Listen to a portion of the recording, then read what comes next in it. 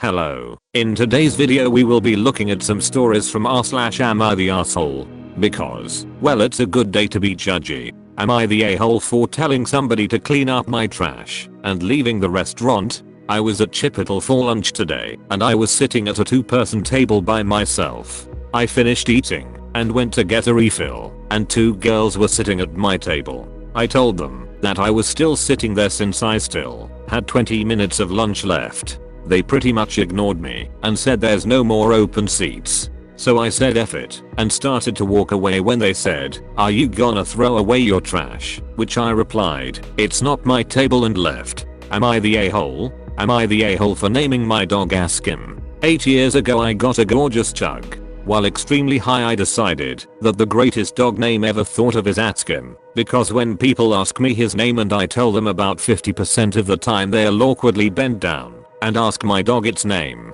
It's hilarious. I had my fun for the first few weeks, but eventually everyone had just gotten used to the name and the joke faded away. Occasionally I'll be chatting to someone that hasn't met Askim yet, and when they ask his name I have my little laugh, but other than that it's a dead joke. Well, I just moved into a new neighborhood with a great park that has lots of dogs and very chatty regulars. An elderly lady asked Askim's name, said what?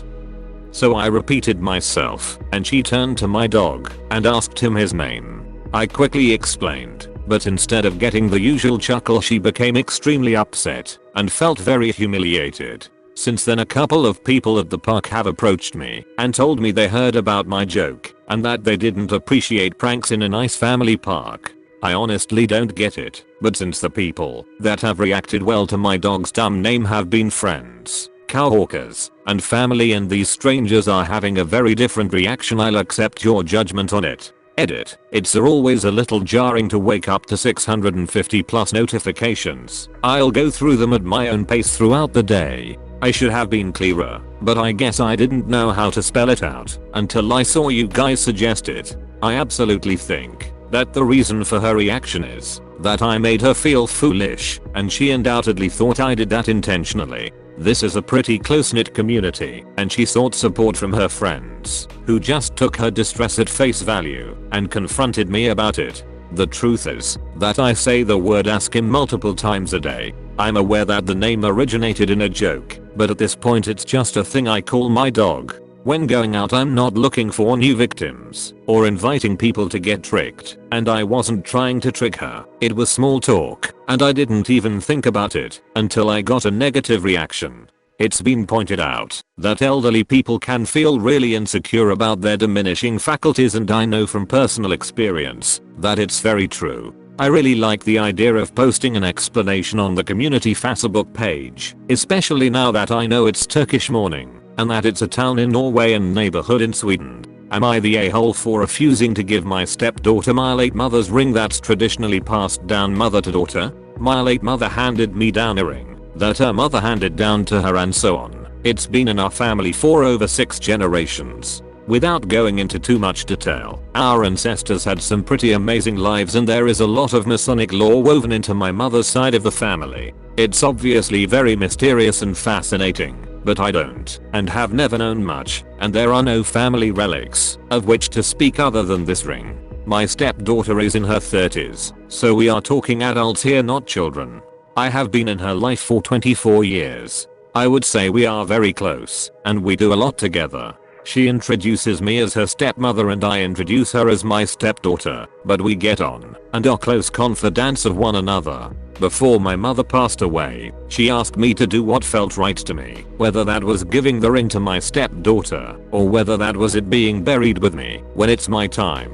My stepdaughter is aware of the existence of the ring and knows that it could have been destined for her one day. She has expressed an interest in keeping it, but only because of its value, not the sentiment. I'm leaning towards keeping it to myself, and in a poignant sort of way letting it be buried with me. I'm the last person I know of carrying my mother's blood, and I like the idea the secrets will come full circle and I'll take the family secrets literally to the grave. I told my stepdaughter that I'd like to keep it, and she has shown a disappointment and said she'd have liked the history to pass on to her, but I'm not sure how genuine that sentiment is. My husband has the complete opposite view and thinks I ought to give the ring to my stepdaughter, being as she is my child in all but name, but he ultimately supports whatever choice I'll make. I just want to know if the general consensus thinks I'm the asshole for saying no. Am I the a-hole for laughing at my sister's millionaire dating coach? My sister, F27, and I, F30, are very close, and once a month, we embark on sisterly dates. Sisterly dates involve one of us taking the other out for dinner and then hosting a sleepover of sorts. This month, it was her turn to take me out, and we met up last Friday to do so. However, she was acting a bit weird. She picked a place that is way above our usual price range, but I figured she was paying, so why not? She dressed really fancy and went all out with her makeup. When we got to the place, a steakhouse, she started speaking to the waitstaff in this strange voice, basically a hybrid of Marilyn Monroe and Betty Boop. I've never heard her speak like that ever. When she walked, she strutted the way a catwalk model would. She sat in a weird manner that looked like she was sticking out her boobs on purpose. Her dress showed a bit of cleavage. She kept going to the bathroom despite not drinking a lot. As we were in our cab back, I asked her what all that was about, and she handed me her phone. Apparently, she found this dating coach online who promised to groom her on how to snag a millionaire husband. The woman is apparently an expert at helping women meet and secure rich men, and the weird things she was doing were part of the tips that the coach gave her. Going to an upscale restaurant in order to meet wealthy men, dressing really fancy, and sitting a certain way to show off her body. Speaking in that weird manner, the lady claims that there is scientific evidence that shows that speaking a certain tone of voice makes women more seductive.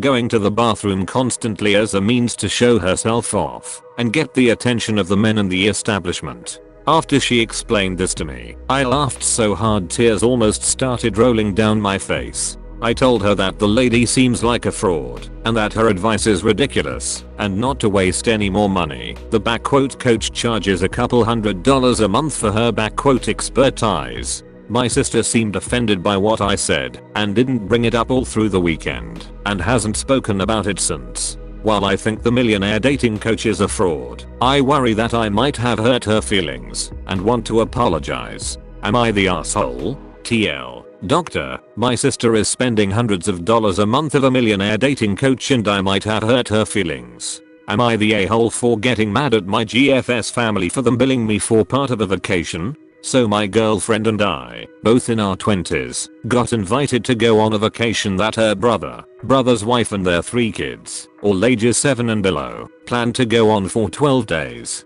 I was very happy to go, but since I have a job that is kind of shitty with vacations, I only went for 5 days. At first, my GF told me that I could stay for free, which I was very gracious about because my job doesn't pay that much. From the get-go I was told I'd have to pay my share of meals, which I found perfectly understandable. So it came as a big surprise when my girlfriend's sister-in-law sent her a text of what I owed. It included everything from a portion of gas they used, to a portion of the car they rented, a portion of the general supplies they bought, and the biggest shock, a portion of the Airbnb they rented. All rated for 5 days of use and a quarter of the 5 days price. I was livid to my girlfriend, and she said there must have been a miscommunication between her and her sister about the Airbnb. I was understanding, although shocked and a little pissed, but am even more angry about the other portion of the bill. I think that, because they would have done things like the car regardless of me, and it was something I had no say in choosing, it was incredibly petty and cheap to ask for me to pay a portion of it.